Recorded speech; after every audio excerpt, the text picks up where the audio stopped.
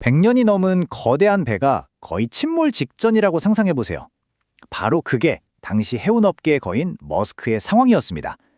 이 회사가 어떻게 스스로를 완전히 재창조했는지 오늘 그 놀라운 이야기를 한번 파헤쳐 보겠습니다. 와, 이 문장 한번 들어보세요. 고객들은 머스크를 열정적으로 싫어했습니다. 그냥 싫어했다도 아니고 열정적으로 싫어했다고 하죠.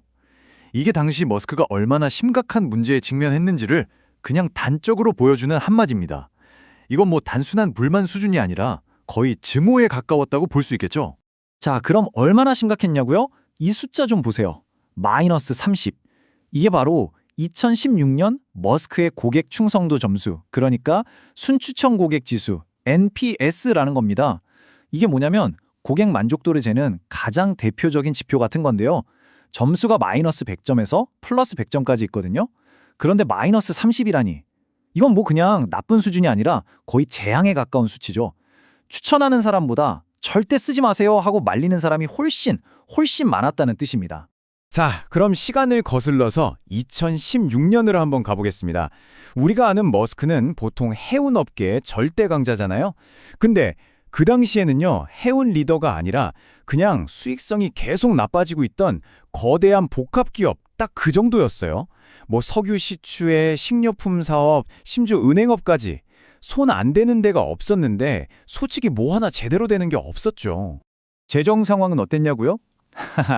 이거 보세요. 마이너스 19억 달러.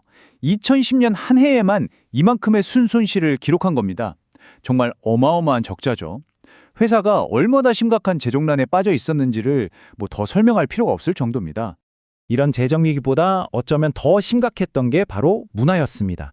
정말 믿기지 않을 정도로 경직돼 있었는데요. 재밌는 일화가 하나 있어요. 새로운 인사총괄 임원, 울프 하네만이라는 사람이 면접을 보러 갔는데 정장을 안 입었다고 면박을 받았다는 거예요. 아니 이게 말이 되나요? 이 이야기 하나만 들어봐도 당시 머스크가 얼마나 낡고 또 시대에 뒤떨어진 곳이었는지 그냥 감이 오죠. 자, 이 두 사진을 한번 비교해 보세요. 왼쪽 그리고 오른쪽. 왼쪽이 바로 그 변화에 적응하지 못하고 있던 과거의 머스크 9세대 리더십 팀입니다. 그리고 오른쪽이 바로 대변형 이후의 모습이고요. 뭐 그냥 딱 봐도 분위기가 완전히 다르죠. 정말 극명한 차이입니다. 자, 이대로는 안 됐겠죠. 그래서 2016년 드디어 결정적인 순간이 찾아옵니다. 새로운 CEO 스웨렌 스코우가 취임하면서 대대적인 방향 전환을 시작한 건데요. 그의 첫 번째 결단은 아주 과감했습니다. 회사를 쪼개고 돈 안 되는 석유랑 에너지 사업부를 전부 팔아버리기로 한 거죠. 그럼 새로운 전략의 핵심은 뭐였을까요? 바로 통합 컨테이너 물류입니다. 이름은 좀 어려워 보이지만 아이디어는 아주 간단해요. 우리가 UPS나 페덱스 같은 택배 회사를 생각하면 쉽습니다. 물건 하나를 보내면 처음부터 끝까지 다 알아서 해주잖아요. 머스크도 바로 그걸 하겠다는 거였어요. 컨테이너 하나를 바다에서부터 육지, 최종 목적지까지 머스크가 전부 책임지는 거죠. 그럼 이 통합 전략이 구체적으로 어떻게 돌아가는 걸까요? 자, 일단 바다에서 배로 실어 나르는 건 원래 잘하던 거고요. 트럭 운송이나 천고 같은 내륙 물류는 이제 새로 강화하면 됩니다. 근데 진짜 핵심은요, 바로 그 중간에 있는 APM 터미널이었어요.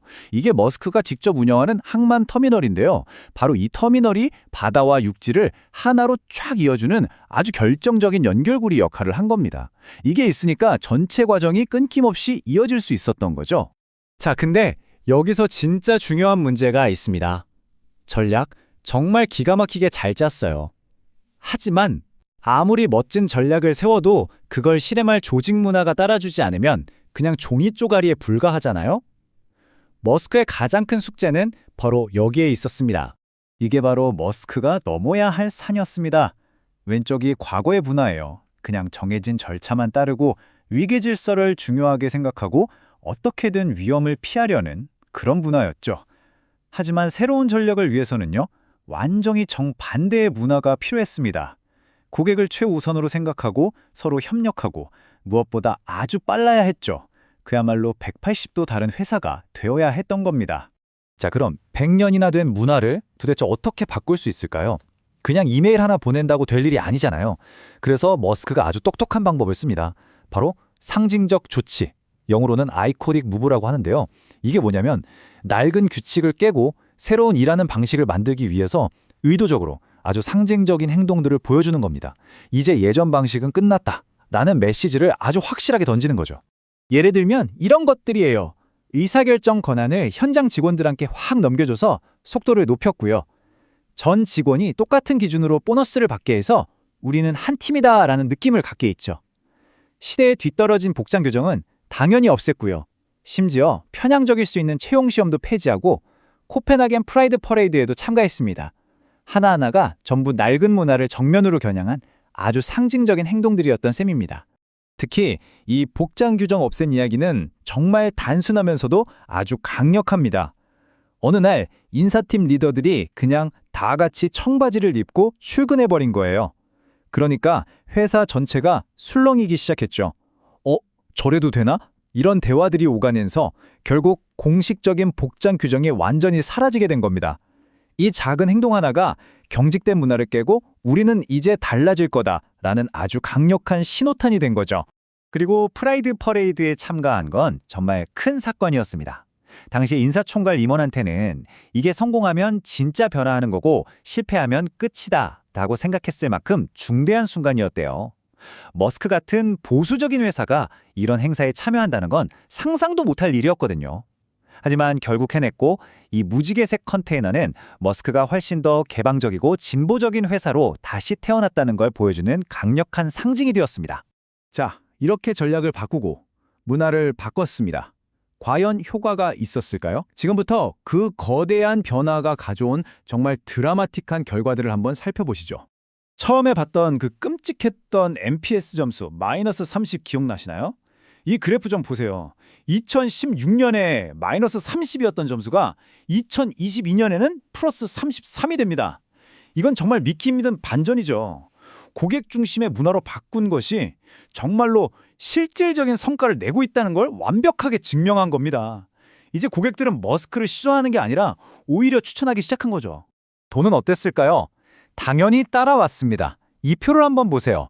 2016년에 19억 달러, 거의 20억 달러에 가까운 적자를 냈던 회사가 2022년에는요, 무려 293억 달러의 흑자를 기록합니다. 마이너스 19억에서 플러스 293억으로. 이건 뭐? 그냥 압도적이라는 말밖에는 할 말이 없네요. 하지만 이게 단순히 돈만 많이 번 이야기는 아닙니다. 새로운 전략을 성공시키기 위해서 머스크는 회사의 DNA 자체를 바꿔야만 했어요. 그래서 기술 전문가 3,000명 이상, 물류 전문가 4,000명 이상을 새로 채용했습니다. 이제 더 이상 그냥 해운 회사가 아니라 기술과 물류를 아는 회사로 체질 자체를 완전히 바꿔버린 거죠. 이렇게 완전히 탈바꿈한 머스크는 이제 과거가 아니라 미래를 보고 있습니다. 바로 지속 가능성 분야에서 업계를 이끌겠다는 새로운 비전을 세운 건데요. 2040년까지 탄소 배출을 제로로 만들겠다는 정말 대담한 목표를 발표했죠. 침몰 직전의 낡은 거인에서 이제는 미래를 선도하는 리더로 완벽하게 변신한 겁니다. 머스크는 비즈니스 모델과 조직 문화를 완전히 바꾸는 데 성공했습니다. 이 이야기를 보고 나니 이런 생각이 들지 않으세요? 모든 것이 끊임없이 변하는 이 시대에 어쩌면 기업이 가진 가장 위대한 자산은 그 회사가 소유한 배나 공장, 브랜드가 아니라 바로 스스로를 바꿀 수 있는 능력 그 자체가 아닐까요? 머스크의 이야기는 우리에게 바로 이 질문을 던져주고 있는 것 같습니다.